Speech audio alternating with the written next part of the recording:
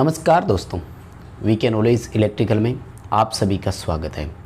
दोस्तों, skill test ITI आधारित परीक्षाओं में कैसे प्रश्न पूछे जाते हैं, कैसे उसको पास किया जाए, कैसे इसकी तैयारी करें ताकि हम अपना स्किल टेस्ट क्लियर कर पाएँ, आज की इस वीडियो में हम आपके साथ चर्चा करेंगे। सो आप इस वीडियो को कंप्लीट लास्ट तक ज़रूर देखना। रिसेंटली एनवीएस में स्किल टेस्ट होना है आप सभी का।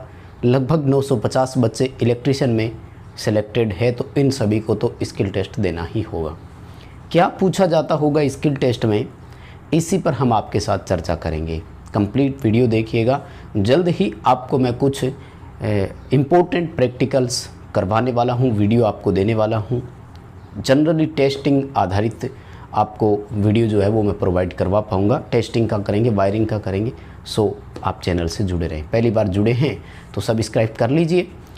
इसी तरह के अपडेट्स हम आपको चैनल पर प्रोवाइड करवाते हैं। स्टडी मटेरियल चैनल पर पहले से है ही, उसमें कोई इश्यू नहीं है। आइए ज़रा बात करते हैं दोस्तों सबसे पहले कि स्किल टेस्ट होता क्या है। माय डियर, बहुत सारे बच्चे तो ऐसे हैं जिन्हें ये तक नहीं पता स्किल टेस्ट में होता क्या है। बहुत सारे बच्चे ऐसे हैं जिन्हें ये तक नहीं पता कि स्किल टेस्ट के नंबर जुड़ते हैं या नहीं जुड़ते। तो आपको मैं बता दूं, आईटीआई आधारित परीक्षाओं में स्किल टेस्ट या ट्रेड टेस्ट के नाम से जब भी होता है ना, तो ये केवल और केवल क्वालिफाई इन नेचर होता है। यानी आपको इसे केवल पास करना होता है और आपको इसमें कोई मेरिट या नंबर नहीं मिलते हैं। लेकिन इसका मतलब ये नहीं है कि आप इसमें लापरवाही बरत सकते हैं, क्योंकि ये इम्पोर्टेंट बहुत है। अगर आप इसको पास नहीं कर पाए ना, तो आपकी टॉप रैंक भी क्यों ना थी, आपको वहाँ से भी फेल कर दिया जाएगा। इसलिए ज़रूरी तो है, स्किल टेस्ट आपके लिए इम्पोर्टेंट तो है। ये स्किल टेस्ट गो और नो गो बेस पर होता है, यानी आप आगे जाएंगे या नहीं जाएंगे, ये आपका स्किल टेस्ट ही डिसाइड करने वाला है। आईटीआई वालों के मैं बात कर रहा हूँ। काफ़ी अलग अलग तरह की जो स्किल टेस्ट है दोस्तों, याद रखें कि स्किल टेस्ट की सबसे पहली चीज़ तो होती है कि डिपेंड होता है वैकेंसी किस विभाग में हो रही है। अब जैसे मैं लेटेस्ट एनवीएस है तो पहले इसी पर बात कर लेता हूँ, ठीक है ना। उसके बाद देखो डीआरडीओ में होती है, इस पर भी मैं बात करूँगा, ठीक है। इसके बाद में अभी रिसेंटली बाग में एक बच्चा देकर आया है, उसके बारे में बात करेंगे। और फिर एनपीसीआईएल और उसके बाद में सीएसआईआर डिपार्टमेंट जो होते हैं इनमें, एंड मैनी अदर्स और भी बहुत सारे हैं जिनमें स्किल टेस्ट लिया जाता है। देखो, एनवीएस की मैं आपको बात बताऊं तो आपको सबसे पहले उस विभाग के जॉब प्रोफाइल के बारे में सोचना है। एनवीएस में इस तरह की वैकेंसीज बड़े लेवल पर मैं अगर कहूं या परमानेंट बेस पर कहूं तो मुझे लगता है नॉन टीचिंग जो डिपार्टमेंट है पहली बार भर्ती हो रही है। इसमें क्या होगा कि देखो, हम वहाँ पर अभी क्या करवाना है उनको, एक्चुअल में एक टेक्नीशियन की ज़रूरत है। वास्तव में उन्हें वहाँ पर आउटपुट चाहिए, इसीलिए तो इसमें एक्सपीरियंस अनिवार्य रूप से रखा गया था। यानी यहाँ हकीकत ये है कि आपको वास्तविक रूप से काम आना चाहिए, ये मैं गारंटेड कह सकता हूँ। इसलिए काम तो करवाएंगे पक्का। स्किल टेस्ट एनवीएस का आपको पास करना है, इसके लिए बहुत मेहनत करनी पड़ेगी, क्योंकि ये टेस्ट आपका पूरा परमानेंट टेस्ट होगा। जबकि डीआरडीओ का मैं आपको बता दूं, ये एक आईटीआई में वाइवा की तरह होता है। बाग में अभी एक बच्चा एग्ज़ाम देकर आया है, उससे 2 प्रैक्टिकल करने को बोला गया था, साथ में उससे वाइवा भी लिया गया। यानी जनरली ये जितने भी डिपार्टमेंट्स हैं ना, इनमें ठीक वैसे ही जैसे आपके आईटीआई का प्रैक्टिकल टेस्ट नहीं होता है क्या, वैसे टेस्ट हुए। मतलब आपको 2 या 3 प्रैक्टिकल दे दिए, जिसमें आपसे ये कहा गया कि इसके बारे में थोड़ा संक्षिप्त विवरण दीजिए, सर्किट डायग्राम बनाइए और प्रैक्टिकल करके दिखाइए। फिर कुछ क्वेश्चंस पूछे गए वर्बली, वाइवा का मतलब है मौखिक रूप से कुछ आपसे पूछताछ की गई। लेकिन एनवीएस में जहाँ तक मुझे लगता है ना, एक परफेक्ट प्रैक्टिकल आपसे करवाया जाएगा। क्यों करवाया जाएगा? क्योंकि नवोदय विद्यालय, पूरा नाम आई थिंक जवाहर नवोदय विद्यालय होता है, तो इसमें क्या है कि हॉस्टल्स भी होते हैं और स्कूल भी होता है, ठीक है। तो यहाँ पर देखो कम्प्लीटली जितनी भी वायरिंग होगी वो एक सिलेक्टेड टेक्नीशियन को ही देखनी होगी। यानी आपसे ही पक्का वहाँ पर वायरिंग सही करवाएंगे, ये मैं बोल सकता हूँ दावे से। इसलिए नंबर 1 हो गया कि आपको वायरिंग तो पक्का आना चाहिए, जैसे कंट्रोल सर्किट बोर्ड हो गया, इन सब की वायरिंग आनी चाहिए। पॉइंट नंबर 1, ट्यूबलाइट हो गया, लैंप स्विच फिटिंग, ये वो, मतलब वायरिंग इंस्टॉलेशन का तो नंबर 1 पॉइंट है ही है, और ये तो एक्सपीरियंस में भी उन्होंने स्पष्ट लिखा था। सो आप इस चीज़ की तैयारी करें। अब करें क्या गुरुजी, वो भी मैं बताऊं। एक चीज़ मैं ये बता दूं कि अगर आपको किसी भी प्रैक्टिकल का सर्किट डायग्राम बनाना आता है तो आप बस वैसे की वैसे ही प्रैक्टिकल में तारें जोड़ दीजिए। 101% मैं लिख करके दे रहा हूँ, वो चीज़ें आपकी कभी गलत नहीं होगी, एकदम सही जाएगी, कभी शॉर्ट सर्किट नहीं होगा, कभी फ्यूज नहीं उड़ेगा। बस आपने जो चीज़ें डायग्राम में बनाई है, तारें वैसे जुड़नी चाहिए।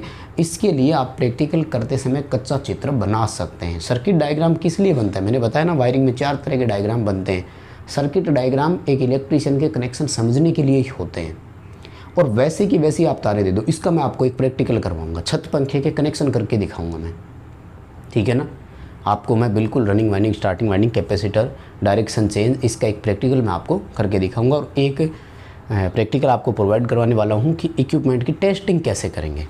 तो एनवीएस में नंबर 1 कौन हो गया, वायरिंग इंस्टॉलेशन, तो यहाँ बहुत ज़रूरी हो गया, ठीक है ना। वायरिंग तो है ही है, और जनरली सिंपल वायरिंग ध्यान देना, विशेष प्रकार की वायरिंग कोई नहीं पूछेगा। डोमेस्टिक वायरिंग जो होती है ना, उसी से आप सीख सकते हैं, स्विच बोर्ड और इनके कनेक्शन। नंबर 2 जो एनवीएस में है, फिर वो आते हैं इक्विपमेंट में। इक्विपमेंट में देखो सीधी सी बात है, स्कूल है तो वहाँ छत पंखे होती है, तो होंगे, यानी आपको छत पंखे के बारे में अच्छे से चीज़ें पढ़नी है। पंखे को टेस्ट कैसे करें, पंखे के कनेक्शन कैसे होंगे, नहीं चल रहा तो क्या प्रॉब्लम हो सकती है, उसे कैसे रेक्टिफाई करें और उसे कैसे रिपेयर करें, इसके बारे में तो मैं जल्दी आपको एक कंप्लीट वीडियो देने वाला हूँ। अब जैसे वहाँ देखो वाटर कूलर भी लगा होगा, सीधी सी बात है, स्कूल है तो पानी की व्यवस्था होगी। वो वाटर कूलर अगर ख़राब हो गया तो वो भी आपको चेक करना है। यानी मैं ये कह रहा हूँ कि आप उस डिपार्टमेंट के अकॉर्डिंग उन चीज़ों को सोच कर देखिए कि वहाँ क्या होगा और हमसे क्या करवाया जाएगा। तो वो चीज़ें तो ज़रूरी हो ही जाती है, ठीक है। उसके बाद में हो सकता है कि बड़ा सिस्टम हो तो कहीं वहीं पर भी डीएल स्टार्टर और ये चीज़ें देखने को मिल जाए, मोटर वोटर हो तो चलानी पड़े। कुल मिलाकर के मेरे कहने का मतलब ये है कि आपको जितने भी डायग्राम्स अच्छे से बनाने आते हैं वैसे के वैसे कनेक्शन कर देना। 101% आपका स्किल टेस्ट पास हो जाएगा, कोई नहीं रोक सकता आपको। और अगर प्रैक्टिकल ना करवाए और सीधा वाइवा के तौर पर ही पूछते रहे ना, तो सर्किट डायग्राम बहुत ज़रूरी हो जाता है, क्योंकि वो बोल देते हैं आपको कि बताइए डीएल स्टार्टर के साथ एक मोटर को आप कैसे चलाएंगे। कई बार इतना ही पूछ लेते हैं, ज़्यादा डीपली नहीं जाते हैं वो, तो ज़रूरी हो जाता है इस तरह की चीज़ें। और परफेक्ट चीज़ें अगर आपको करनी है ना, तो बात यही है, सर्किट डायग्राम की प्रैक्टिस करो, सर्किट डायग्राम के अनुसार कनेक्शन करो, 101% चीज़ें कामयाब होती हैं, ठीक है।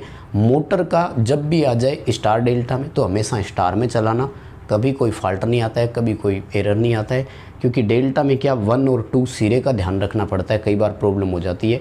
स्टार में 3 समान सिरे शॉर्ट कर दो, कोई फ़र्क नहीं पड़ेगा। 2 वाइंडिंग के 1 और तीसरी का अगर 2 भी आपने मिला करके शॉर्ट कर दिया ना, तो भी उसमें ज़्यादा प्रॉब्लम नहीं आएगी। जल्दी आपको इन पर वीडियो प्रोवाइड करवाने वाला हूँ मैं। ITI आधारित जितने भी स्किल टेस्ट होते हैं वो कम्प्लीटली डायग्राम पर टिके होते हैं। अब इतना कॉन्फिडेंस आप में आएगा कहाँ से, बार बार काम करोगे तो। मल्टीमीटर चलाना आना चाहिए आपको, सबसे इम्पोर्टेंट वो है, उसे सीख लीजिए। मार्केट में 200-250 रुपये में मल्टीमीटर मिल जाएगा, नहीं तो किसी दुकान वाले के पास जाइए, वो आपको मल्टीमीटर प्रोवाइड करवा देगा।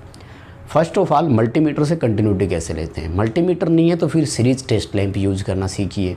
मेगर से किसी इक्विपमेंट को कैसे टेस्ट करें, ये 3 चीज़ें तो आपको एक इक्विपमेंट को टेस्ट करने से पहले आना ज़रूरी होता है। मल्टीमीटर, सीरीज टेस्ट लैंप और मेगर, इनका प्रैक्टिकल ज़रूर पूछा जाता है और हर सिस्टम में पूछा जाता है, ठीक है। बाकी रही बात वाइवा की, तो वाइवा में जब भी कोई क्वेश्चन पूछा जाए और अटक जाओ तो रुकना नहीं है। इंडक्टिव रिएक्टेंस के बारे में पूछ रहा है, कैपेसिटिव रिएक्टेंस के बारे में बता दो, कोई प्रॉब्लम नहीं होगी, रुकना नहीं है। वहाँ पर आपको ये नहीं बोलना है सॉरी सर इसके बारे में नहीं पता, ये बिल्कुल भी नहीं बोलना है।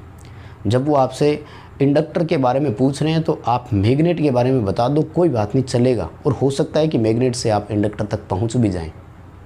रुकना नहीं है, वाइवा पूछे, प्रैक्टिकल पूछे, डायग्राम पूछे, मेन 3 ही चीज़ें होगी। या तो आपको लिखित में विवरण देना होगा, लिखित में विवरण विद डायग्राम देना है, ये ध्यान रखें। डायग्राम बनाना मत भूल जाना, प्रैक्टिकल के लिए डायग्राम बहुत महत्वपूर्ण होता है। डायग्राम देखते ही पता लग जाएगा कि इस बच्चे को आता है कि नहीं, तो वो हो सकता है वहीं से ही आपको नंबर दे दे।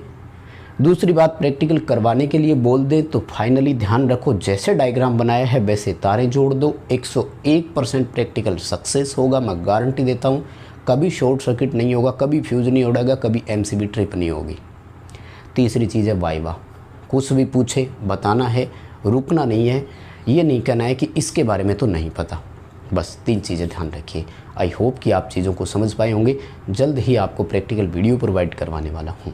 इस वीडियो को लाइक कीजिए, चैनल से पहली बार जुड़े हैं तो सब्सक्राइब करें, अपने दोस्तों को फॉरवर्ड करें, हमारा ऐप डाउनलोड ज़रूर करें, वीडियो के डिस्क्रिप्शन में लिंक दिया हुआ है। वेबसाइट पर भी समय समय पर विजिट करें, हम वहाँ पर भी अपडेट्स आपको प्रोवाइड करवाते हैं। बहुत धन्यवाद।